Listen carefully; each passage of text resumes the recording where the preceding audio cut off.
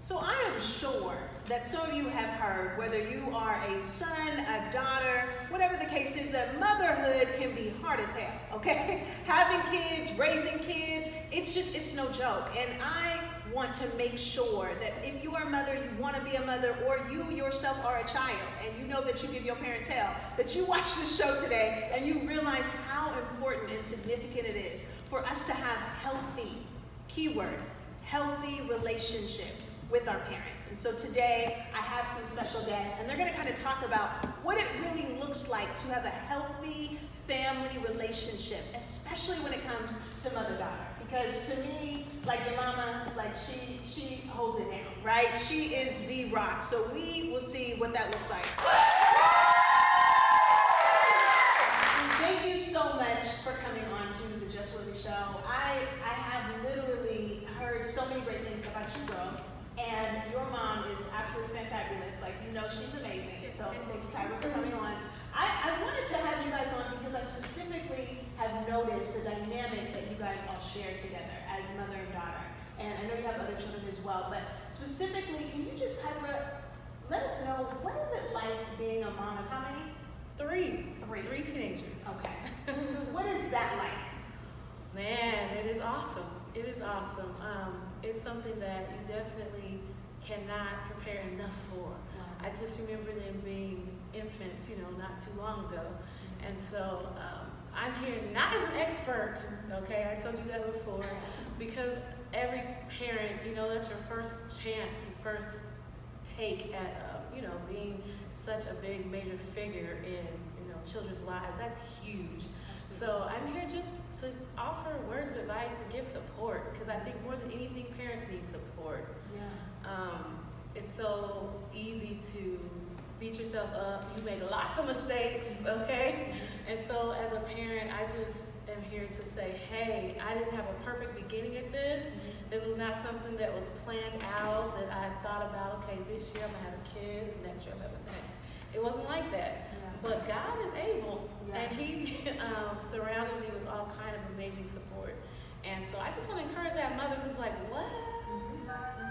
Because that's really what I felt like, having toddlers, being in grad school, and newly married all at the same time. So how old were you with your firstborn? I was 20 years old. Okay. So I wasn't a baby, but I felt like one. Okay. Some would say you were a baby, 20 years old for son. Depending on who you talk to. If I talk to my grandparents, they still think I'm a baby, Exactly. And I'm 29. So what was that like? How did you prepare for motherhood and all of that?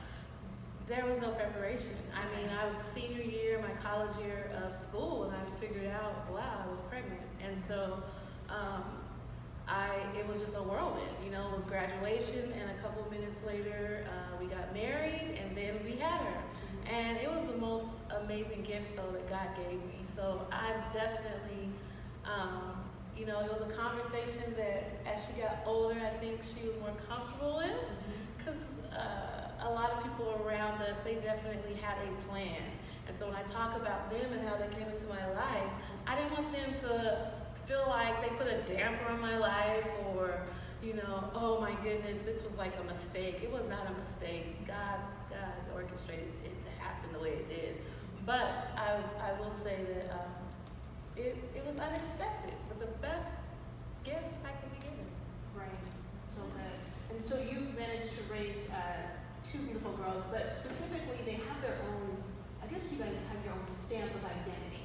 That's what I think has been so crucial in your relationship. So talk a little bit about that. What was your mom like, and how did she help develop you, especially with some of the things that you do and some of your endeavors? How did she help develop and cultivate that so you felt like you had a voice growing up with your mom?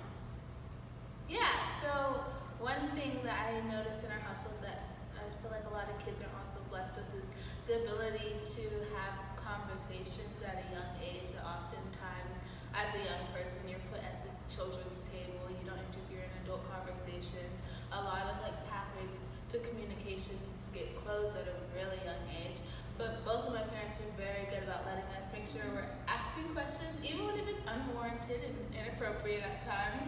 But we were each allowed to be vocal in our own sense and express ourselves and take up space and claim our own space. It's beautiful. Would you say the same for you? Yeah, for sure. They're very open. I feel like I'm really comfortable with my parents. like talking to them, and they've always instilled in me to this, the world is my oyster, and I can have anything. I just have to put my mind to it. So for sure. And how did that affect you? Because I know all of you guys, or at least all of the kids, to me, seem like very creative, right? You guys have this creative stamp, music, all of this. How did that household dynamic of having your own voice affect you to feel as if you could express yourself creatively? There was no limits, no boundaries, no limits to what you could do.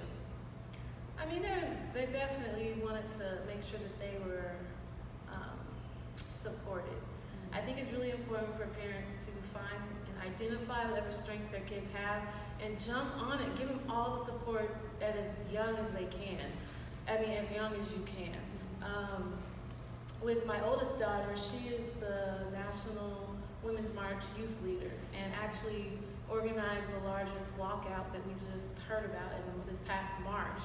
And so as she was growing up, when she was little, I noticed that she wasn't really a socialite, but when it was time to speak up, it was something that she really just rose to the occasion.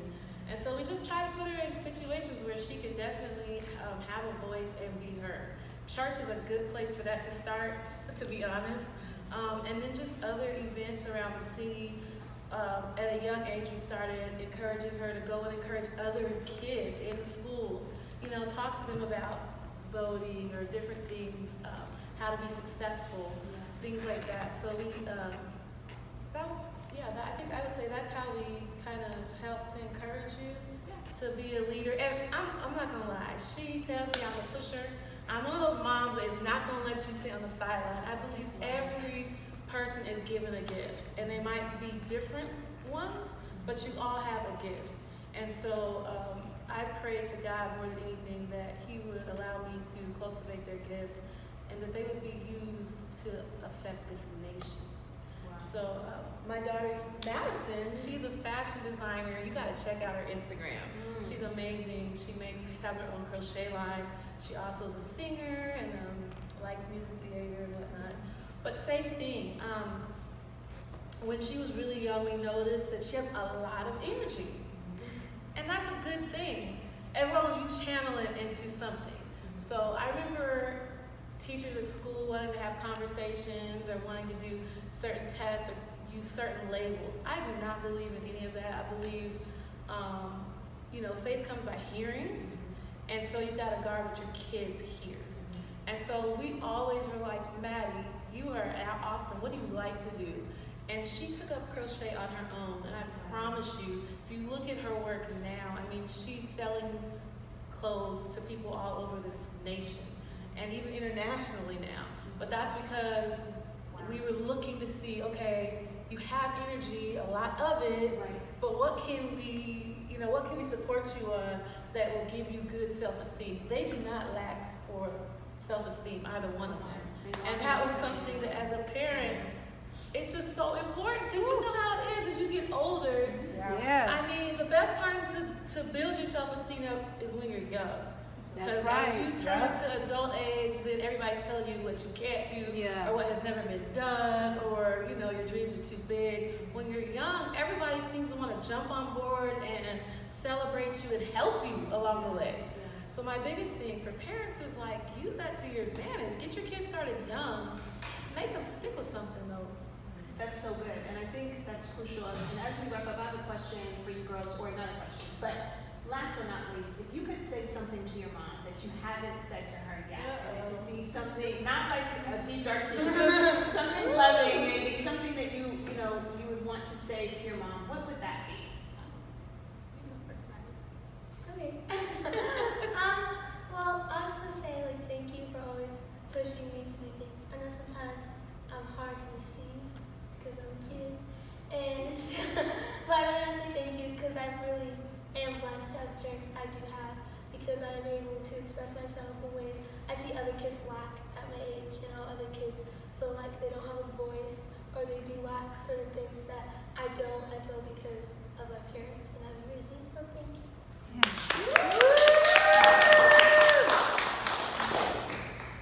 And I just want to say that, I feel like I talk to my mom all the time, so there's not much that I haven't already expressed to her.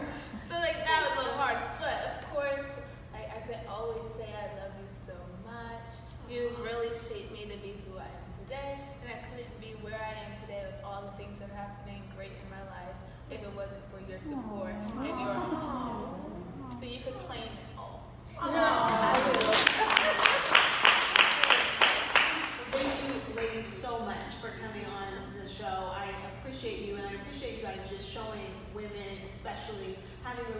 your mother is possible, that it can be functional, it can be Yes. healthy, you guys can be open, communicate, and you can raise some beautiful, amazing young women. And so I just say kudos to you guys, because you guys could just not listen to your mom. So kudos to you. Thank you guys for your time.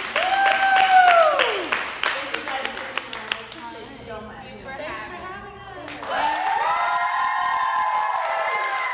Thank you guys so much for tuning in to Just Whitley. This has been an amazing show, and I can't wait for you to watch next week. So make sure you subscribe, you like, you comment, share, do whatever you have to do. I want to hear from you. So until next week, talk to you guys later.